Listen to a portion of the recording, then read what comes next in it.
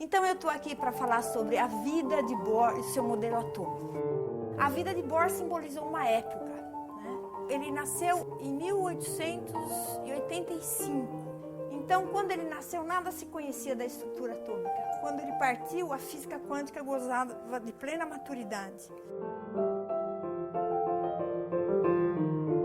O primeiro trabalho que o Bohr fez foi provar que existe um elétron na eletrosfera do átomo de hidrogênio. Então, isso foi em 1911. Então, o modelo de Bohr, ele permitia, então, que a gente entendesse essa estrutura. É esse aí, né, o astro, esse modelo simplista desse jeito, né? Vou começar tentando justificar o porquê que a gente quer entender o átomo de hidrogênio, né? Então, o mundo mágico que nos envolve é uma combinação de átomos, né? Para formar toda essa riqueza que a gente tem. Muito bem. Em 1911, então, o Bohr ele faz a hipótese do quantum entrar dentro do átomo. E ele estuda o átomo de hidrogênio e calcula que há um elétron na órbita, ligado ao núcleo elasticamente com uma energia Hν. Então, esse é o primeiro trabalho de Bohr pós-doutor.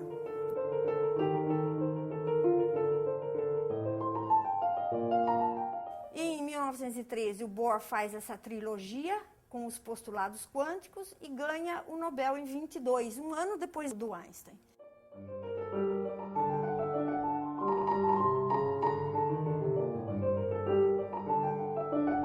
E para situar vocês, eu vou lembrar um pouquinho do que o Newton fez quando ele fez a luz passar por um prisma em 1670. O poder de resolução do seu arranjo experimental no século XVII não foi suficiente para mostrar que, de fato, há um número enorme de linhas discretas escuras permeando o espectro solar desse lado. O Bohr, com o modelo atômico dele, ele entendeu o sentido dessas linhas espectrais. Por entender a complexidade dessas linhas espectrais, ele previu um elemento na tabela periódica. Através do modelo dele, ele disse assim, deve existir um elemento químico que tenha essas características, esse espectro, essas linhas espectrais, né? E ele deu, de fato, esse trabalho para 2 assistentes dele, e esses 2 assistentes, de fato, descobriram o hafnio, acharam todos os indícios absolutamente corretos de que o hafnio existia, e ele estava lá em Estocolmo, recebendo o prêmio Nobel, em 22. Então, um deles telefonou, né, disse rapidamente o que estava acontecendo, e o outro pegou o trem e foi se encontrar com ele. Encontrou com ele no hotel, contou com tanta excitação, o Bohr esqueceu o speech dele na mesa do hotel. E foi receber o prêmio Nobel. Quando ele chegou lá, ele se deu conta de que ele não estava com o speech dele e ele falou sobre o hafnio, né?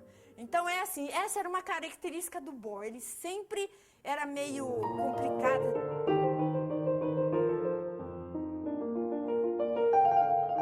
Uma vez perguntaram, porque o Bohr tinha um irmão, que era o Harold Bohr, que inclusive construiu um instituto de matemática ao lado do Instituto Niels Bohr, com a ajuda do Bohr. E todo mundo perguntava assim para ele, mas por que o seu seminário é tão bom, é maravilhoso, explica com tanto detalhe, E o seu irmão, que é um grande físico, sempre dá seminários confusos. Ele respondeu assim, é porque eu falo sobre aquilo que eu já sei. E o Bohr sempre fala sobre aquilo que ele ainda não sabe direito. E ele quer contar.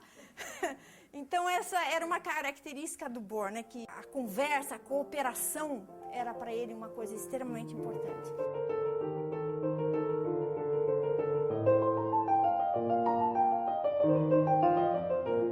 Harold, realmente, eles foram muito amigos. Um era unha e carne do outro, né? Eles realmente têm uma ressonância grande. E ele, como era da escola de Göttingen, forte em matemática, eles têm uma correspondência enorme de problemas que o Bohr conta para o irmão, e o irmão fala assim, então a saída pode ser por aqui. 1921, ele faz a inauguração do Instituto de Física Teórica.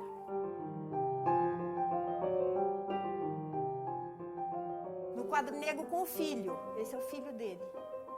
Essa lousa, a lousa do Instituto Niels Bohr, foi o Bohr que fez. Sempre na parede inteira, 2 partes fixas, e a do meio tinha um motorzinho que levantava, abria, assim, ela se desdobrava, né? Quando aluno ainda de graduação, ele quis entrar num concurso que o Lord Rayleigh colocou como desafio, que era entender um pouco mais sobre a tensão superficial de uma gota. Então o Bohr escreveu um tratado mesmo, né? Como o pai dele era um acadêmico e se importava com a parte prática também, experimental, no fundo, no porão da casa, tinha um laboratório. Então o Bohr fez todo o experimento dele no porão e tirava dados à noite para não ter interferência de carros na rua, como se tivesse muitos, né? Ele assoprou os tubos de ensaio dele, porque ele queria estudar como é que uma gota saía de uma pipeta de orifício elíptico, né? E como é que era a estrutura da gota. Então ele fez todo um aparato, ele assoprou as pipetas para que a extremidade fosse elíptica. Ele tinha um mecanismo que quando ele apagava a luz do laboratóriozinho dele, a gota caía e uma agulha passava para interromper o fluxo e ele entender. E ele fez um modelo matemático para isso. E ele colocou o projeto com pseudônimo. Ele deu alfa, beta e gama. E ele ganhou uma medalha de ouro por isso, né? Ainda estudante. Então, com isso, ele atrasou o mestrado dele, atrasou o doutorado dele.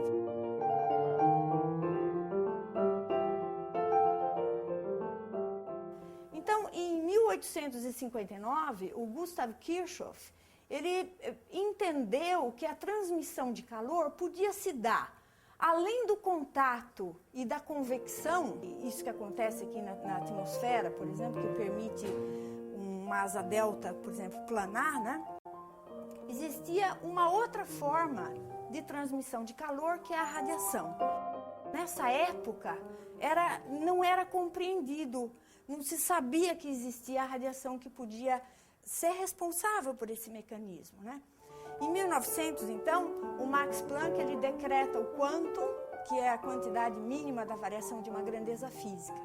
Então, com a ideia do quantum, do Planck, a gente consegue introduzir essa ideia. Em 1905, o Einstein introduziu essa ideia do quantum no efeito fotoelétrico.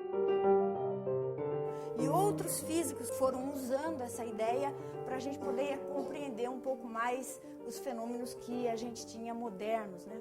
Então, o Einstein usou a ideia do quantum quando ele tratou o efeito fotoelétrico e por esse trabalho ele recebeu o Prêmio Nobel em 1921. É lógico que em 1905 não se sabia que era onda de partícula, mas a ideia do quantum estava embutido no trabalho do efeito fotoelétrico.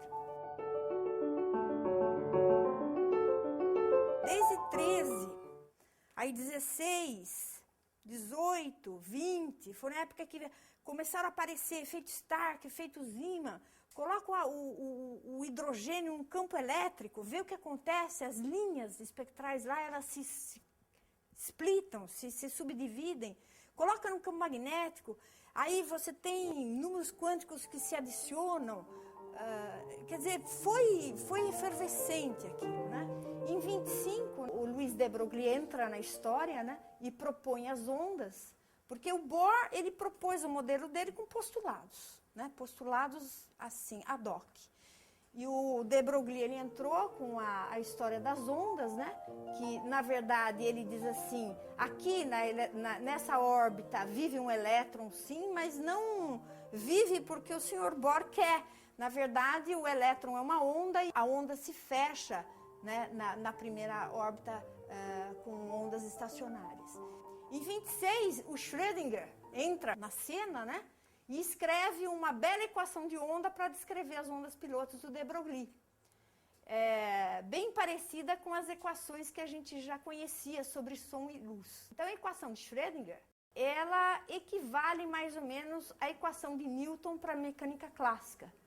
Em 27, o Heisenberg escreve o princípio de incerteza.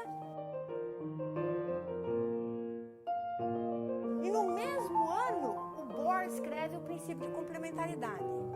Então, veja, o que aconteceu aqui? O Heisenberg foi sempre um pupilo preferido do Bohr, porque morava no sótão do instituto. Mas o Bohr é um cara chato, ele ficava muito ali. O Schrödinger, quando visitou o Instituto Niels Bohr em 26, ficou doente. Ele ficou doente, o Bohr ficava ao lado dele ali, na cabeceira, tentando tirar dele o que ele podia tirar para poder fazer cálculos de probabilidade depois, achando as funções de onda. E aí o Heisenberg aproveitou que o Bohr deu uma saidinha para esquiar, né, na Noruega e mandou o paper para o Bohr dar uma olhada e fala assim, então eu vou publicar, sem o Bohr ver. Quando o Bohr veio, voltou de férias e viu, ele ficou muito chateado com o Heisenberg. Aí ele se trancou. Em setembro teve a famosa reunião de Como, na Itália. E lá o Bohr anunciou o princípio de complementariedade dele, porque tinha todo esse problema lá com o Heisenberg. Então, uma nova visão para entender o paradoxo da dualidade era ver o elétron, né, como onda e partícula. Naquela época só se falava do elétron, né, não tinha um monte de partículas que nem tem hoje. Mas, de uma forma geral, é o comportamento das partículas elementares. Então, os dois comportamentos são complementares, que nos são revelados em experiências complementares. É essa a ideia. Essa é uma frase do Heisenberg, ele diz assim, que o que observamos não é a natureza propriamente dita, mas sim a natureza exposta ao nosso método de questionamento. Então, nós abrimos janelinhas para ver o que a natureza é. E dependendo de qual janelinha você abre, você vê a natureza de uma determinada forma. Isso é complementariedade e dualidade. Ele com o Heisenberg em 25, bem, é uma diferença de idade grande, né?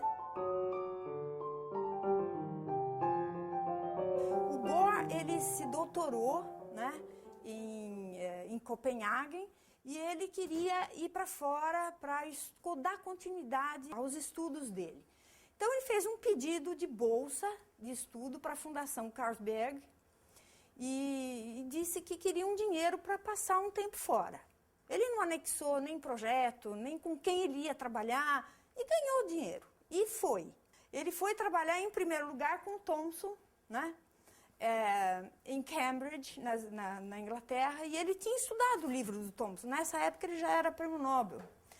E o Bohr foi para lá, sabendo um inglês muito, assim, limitado, e numa das primeiras conversas dele com Thomson, ele disse assim, olha, eu acho que essa coisa que você escreveu no livro está errado. E aí os dois ficaram assim meio se estranhando, a estadia do Bohr lá não foi assim como ele achava que seria, né? E ele falou assim, já que a coisa aqui não está muito boa com o Thomson, eu vou dar uma viajadinha, vou para Manchester, eu vou encontrar um amigo do meu pai. Quando ele chega, né, em Manchester, apresentar para o amigo do pai dele, o amigo diz, que bom você está aqui, Niels. Hoje à noite temos um jantar, você está convidado para o jantar. E ele vai para o jantar, e no jantar está Rutherford. E é assim que o Bohr conhece o Rutherford. E aí o Bohr diz da vontade dele, como ele tinha o dinheiro da bolsa de estudo dele, né? Ele tinha independência. Isso foi em novembro. Em dezembro, o Rutherford foi convidado para ir para Cambridge, para o famoso jantar de Natal, né? Que eles têm uma tradição. E lá, então, sentam-se à mesa Thomson e Rutherford para discutir o futuro do Bohr. Ali eles decidem, Bohr vai para Manchester, onde ele conhece o Geiger, conhece o Hevesy, conhece Darwin, o neto do Darwin, que também era físico e trabalhava no mesmo problema do hidrogênio na época. E aí ele encontra a atmosfera que ele queria. E o mentor dele mesmo, que foi Rutherford, acabou sendo o pai do Bohr, né, cientificamente. Em 1911, então, com o modelo de átomo de Rutherford, porque Bohr vai para lá, vai trabalhar com a equipe do Rutherford. E ele percebe que esse modelo, na verdade, não é exatamente o que era de Thomson, mas é um modelo que não tinha as características que ele desejava. Ele procurou levar para Copenhague, né, e dar o estilo de Copenhague que ele vivenciou em Manchester, com o Rutherford, que de fato o Rutherford foi o grande mentor dele. Em 1913, o Bohr escreve a famosa tríade, né? São 3 trabalhos no mesmo ano. É aí que ele realmente mostra toda a ideia dele numa sequência de 3 trabalhos.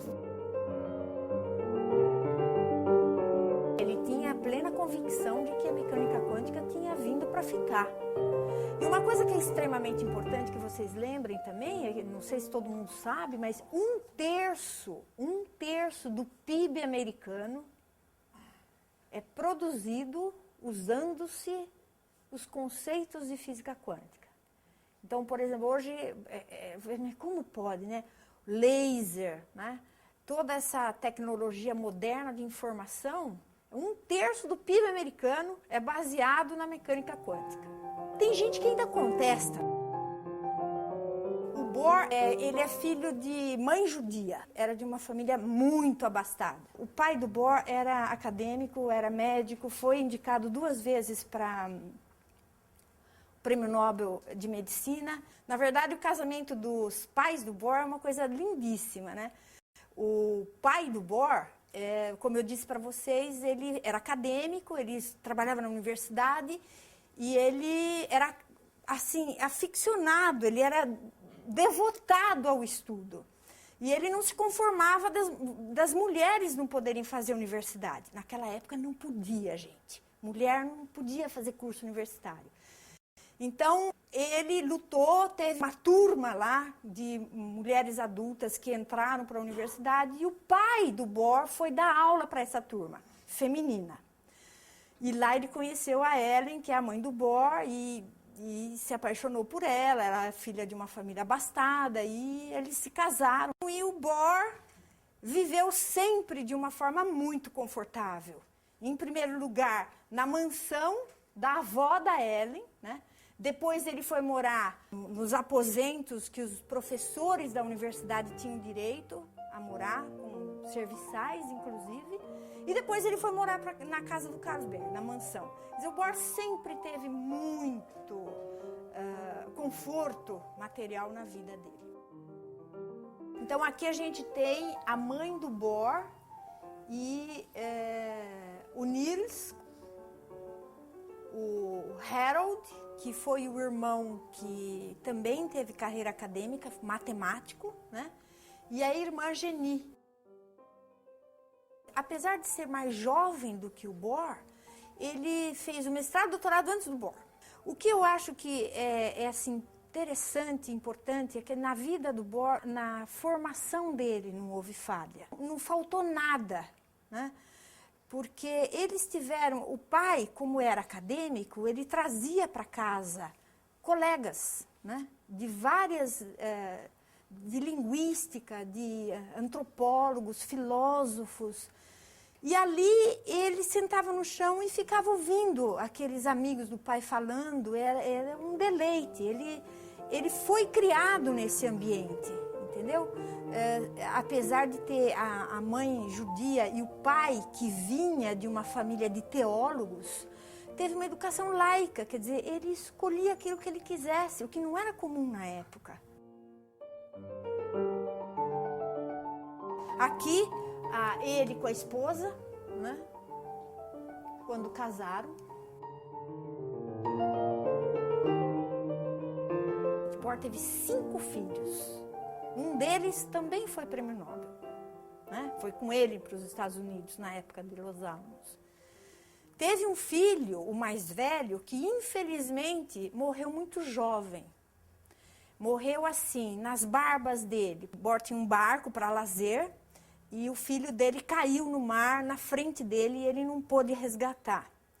Mas ele não se abateu, não. Ele criou um prêmio, né, em nome do filho, e esse prêmio é dado até hoje. É uma bolsa de estudo por ano na área de artes. Então, em 1932, Bohr e família se mudam para a mansão de honra. Aí tem que contar o que é a mansão de honra. Então, a mansão de honra é uma mansão que existe até hoje, lindíssima, belíssima, que pertenceu à família Carlsberg. Ele doou todo o patrimônio dele, inclusive a casa, para o governo dinamarquês, com a condição em testamento de que moraria ali, só moraria ali, o maior cientista da Dinamarca. O cientista que fosse reconhecido, né, por todos na Dinamarca. Então, de fato, o parlamento se reúne e decide quem vai morar na mansão. Foi mentor de uma geração de grandes físicos, porque eu costumo dizer assim, há grandes nomes na ciência. Einstein é um deles, por exemplo, né? O Einstein não fez escola, ele não teve aluno ali do lado, ele tinha uma outra forma de agir, né?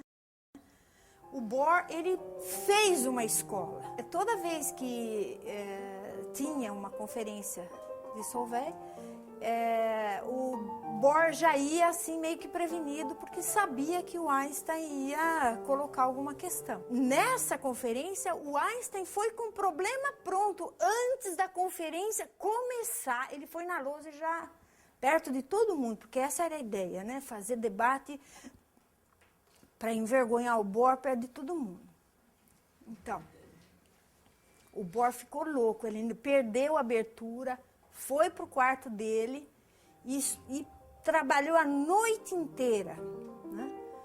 E ele chegou no primeiro de manhã e falou, não, a solução está aqui, e para o seu pesar, ela usa relatividade, porque aí ela mexe na massa, porque aí você não pode usar, mas é igual MC2, você tem que usar outra massa. Então, não dá para realmente saber as duas quantidades com precisão absoluta. Isso foi 30, e muitas outras questões foram debatidas em público. Aqui ele com Einstein, em 1930, durante a conferência de Solvay. A última vez em que Bohr e Einstein se opuseram foi com o paradoxo EPR. Então, em 35, o Einstein estava em Princeton e ele tinha 2 colaboradores lá, Podolsky e Rosen, e eles escreveram um paper sobre a completeza da mecânica quântica, se a mecânica quântica era uma teoria completa ou não. Aí vieram as argumentações. O Bohr ficou louco, né? Eu acho que ele parou de trabalhar de fato em tudo que ele fazia. A resposta saiu uns 4, 5 meses depois. Aí ele cria o conceito de estados emaranhados. E aí nunca mais o Einstein provocou o Bohr. Eles eram amicíssimos. Isso que é uma coisa que também é uma lição para nós. Que apesar de antagônicos em ideias, em concepções, eles se respeitavam mutuamente. O Einstein realmente não se envolvia muito com outras coisas, ele tinha outra personalidade, né? O Bohr era uma pessoa que se envolvia com tudo, ele pegava, ele te levava, ele ficava 2 meses com você num lugar lá para saber o que você pensava. Bom, a impressão que eu tenho de tudo que eu li é que a admiração que o Bohr tinha por Einstein e Einstein por Bohr sempre foi recíproca, foi mútua, né? Ele morreu exatamente no ano em que o Bohr se aposentou.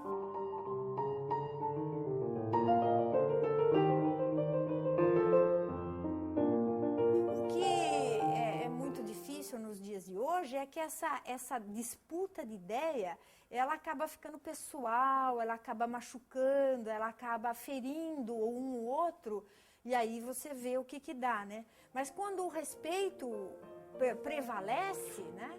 eu acho que é extremamente saudável. Ele tinha muitos opositores, claro. Fazer a teoria que ele fez com tanto postulado e escorregou na maionese, né? O Bohr teve erros, fez erros crassos, inclusive. Ele não acreditou na conservação microscópica da conservação da energia. Precisou ver o efeito Compton para verificar que, de fato, a energia, no conceito do spin também, teve... Quer dizer, quem trabalha erra, né? Eu costumo dizer que quem não lava a louça não quebra copo.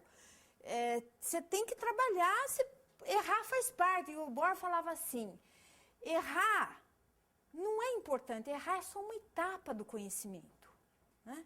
A gente não pode ser pressionado, né, pelo fato da gente errar em alguma circunstância. E outra coisa que ele costumava dizer para os opositores dele também que era o seguinte, olha, você pode tentar me ridicularizar, gozar da minha cara, mas você pode ter certeza que ninguém me acha mais tolo do que eu mesmo. Então ele realmente lidava com isso, né, de uma maneira muito simples. O Pauli deu uma ridicularizada no conceito de girar, porque o Pauli conhecia muito bem relatividade já na época, né? Então argumentava que o efeito Zeeman jamais seria possível ser reproduzido com um modelo clássico de bolinha girando. Em 1933, o Hitler entra oficialmente no poder. E o Bohr se engaja na resistência. Ele viaja pela Alemanha todinha buscando físicos que tinham perdido o emprego por causa do regime. Então, Copenhague passa a acolher físicos que estavam tendo problemas de questão política, né? Em 1935, ele inicia a técnica dos radioisótopos usados como traçadores biológicos. Então, ele tem um colega que foi para a área da medicina, um colega de carteira, lembra que antigamente a gente dividia a carteira com um outro, né? Eram sempre dois? Bohr tinha um colega de carteira que virou médico e trabalhava no hospital, e veio o Hevesy, daquele tempo lá de Manchester, para Niels Bohr, e aí eles começam a fazer material radiativo, injetar em ratinhos, levar os ratinhos para o instituto do hospital e começar a entender o que eram, de fato, esses traçadores químicos, que isso gerou toda a forma de fazer o tratamento quimioterápico. Tanto é que o Bohr foi a vida inteira presidente da Sociedade de Tratamento contra o Câncer, na Dinamarca, né? Eles bebiam água pesada para saber quanto tempo a água pesada ficava no corpo. Eles tinham umas coisas meio doidas. Eles que descobriram, por exemplo, que é o flúor radiativo, que tem 14 dias só de duração, que teria que ser usado. Então, no começo, eles usavam com o ratinho material que era mais tóxico. Enfim, eles criaram toda a técnica lá. Bohr, então, é eleito presidente da Sociedade de Marketing do Câncer e ficou até morrer.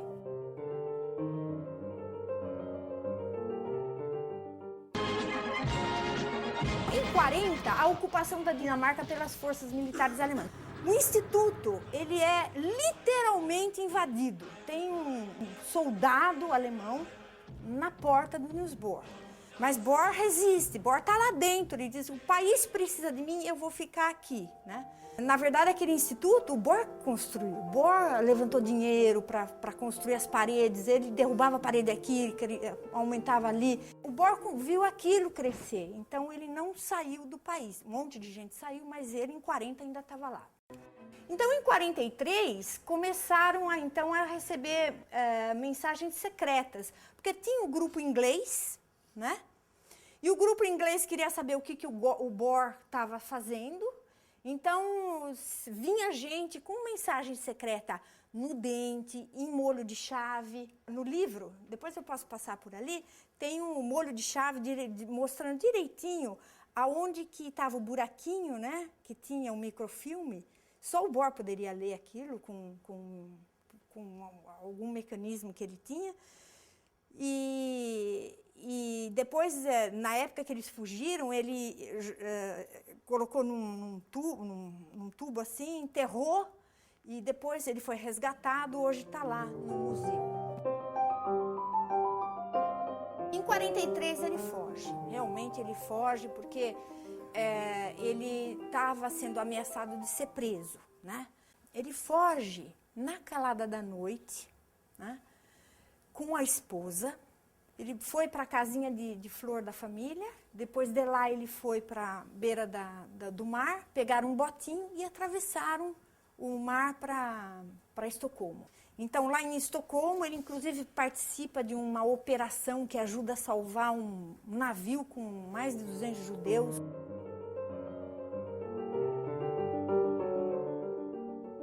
Ele tem um monte de gente tomando conta do Bohr. Então, tem 2 agentes dos Estados Unidos, da inteligência americana, 2 da Rússia, 2 de Estocolmo, todo mundo querendo. Ele entrava para um edifício, se encontrava com alguém lá, saía de outro lugar. Foi uma coisa muito interessante a estadia de Bohr em Londres. E aí ele pega um desses aviõezinhos, um Mosquito, que voa alto, né, para os canhões não alcançarem, e vai para Londres. Ele, em 44, ele vai visitar o Churchill, né? Ele recebe o Bohr em Londres, em maio, e aí ele parte para os Estados Unidos com passaporte falso. Trabalha em várias etapas da bomba. Ele escreve um memorando ao Roosevelt, porque quando ele percebe que a bomba está mesmo terminada, a ideia dele é que não seja lançada. Se a gente lançar, isso vai engatilhar um acerramento bélico desnecessário. Então, a ideia dele era abrir o conceito para o inimigo. O Churchill, uma hora, quer prender o Bohr, porque acha que o Bohr é um transgressor, né? E ele é aconselhado pelos assessores dele e não comete essa besteira. Em 45, ele escreve um segundo memorando ao Roosevelt. Esse memorando também foi espalhado para o mundo inteiro. Mas o Roosevelt, ele morre em abril. E aí outra pessoa fica encarregada a decidir sobre o processo da bomba. Acima de tudo, ele trabalhou de maneira incansável para que o nosso mundo não viesse a passar pela experiência de uma explosão nuclear. Então, isso é importante lembrar.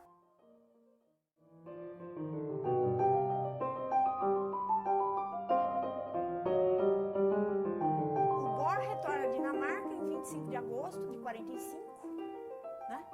E lá ele é recebido com pompa. Gente, é uma coisa assim, eram procissões de gente para ir para a casa do Bohr. Ele recebeu na mansão Chaplin, Louis Armstrong, a rainha da Inglaterra, todos os físicos, né? Estudantes. Eles fazem música para o Bohr com o nome dele, entendeu? Isso é um negócio assim que não é muito comum hoje em dia. Ele recebeu uma possibilidade dos reis lá na Dinamarca de ter um brasão próprio, porque as famílias que têm brasão são famílias que têm alguma realeza, né? E Bohr não tinha realeza. Então, ele recebeu a Ordem dos Elefantes e com essa ordem, né, ele teria que conceber um brasão. E esse brasão existe e está lá. Ele foi criado por Bohr com a ajuda da esposa do Roosevelt, na ocasião da sua condecoração como Cavaleiro da Ordem dos Elefantes em 47, e aí ele usa aí o símbolo, né, do I Ching como complementariedade, e esse é o brasão do Bohr. Ele publica mais 55 trabalhos até a sua morte em 62. E aí todo mundo fala, mas cadê os trabalhos do Bohr que ninguém vê? 5 em física e 50 em outras áreas. Então, o Bohr entra na área de linguística, na área de neurociência, do conhecimento, para tentar entender como que dualidade e complementariedade estão, né, envolvidos, né, em outros setores do conhecimento humano. Em 52, ele cria o CERN e Bohr é o primeiro diretor. Então, o CERN foi criado assim. Primeiro, ele passou 5 anos na Dinamarca, né, no Instituto Niels Bohr. E depois é que ele é trazido para Genebra. Em 55, então, o Bohr se aposenta. É o mesmo ano da morte de Einstein, que foi o grande opositor dele, o grande titã que mexeu com a cabeça dele. E em 57, Bohr cria outro instituto, que é o Nordita, que coabita no Instituto Niels Bohr, mas que acolhe só pessoas da Escandinávia. E Bohr também é o primeiro diretor. Então, essa é a charge que saiu num jornal de Copenhague, né? Segundo o Wilde, eu não sabia disso, mas diz que se vocês pesarem as medalhas que o Bohr recebeu a vida inteira dele e os prêmios, dá 2 vezes o peso dele, e ele é grande. E em 58, ele cria o Centro de Pesquisa de Riso, que coincide com a morte de Pauli. Eu acho que quem mais entendeu a obra de Bohr a vida inteira foi Pauli, apesar deles serem, né, um mal criado com o outro.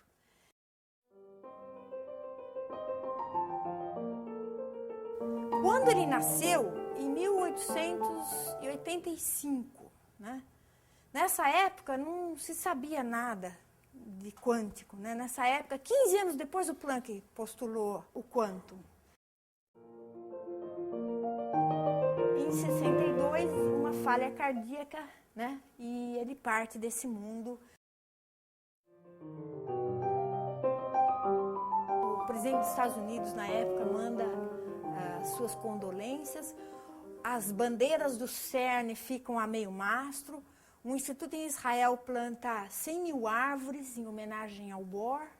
Uma homenagem mundial. Na manhã do dia 17 de novembro de 62, ele deu várias entrevistas sobre a história da mecânica quântica, porque foi ativo até o último dia, né?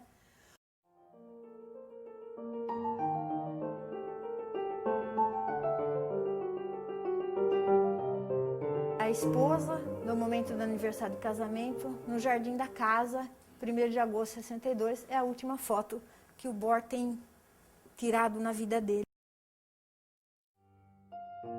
O plano para o dia seguinte era uma festa na mansão, mas no dia 18, ao se recolher para a costumeira sesta, não se levantou mais. Morreu assim, silenciosamente, depois do almoço. Sua morte foi lamentada no mundo inteiro. Bohr viveu sua vida pessoal, eu diria, e científica plenamente. Na sua maneira toda própria de agir, ele organizou uma família, um instituto e uma teoria. Então é isso, é cooperação. Ciência é cooperação. Ciência é juntar as mãos. E o Bohr foi um dos grandes que fizeram isso.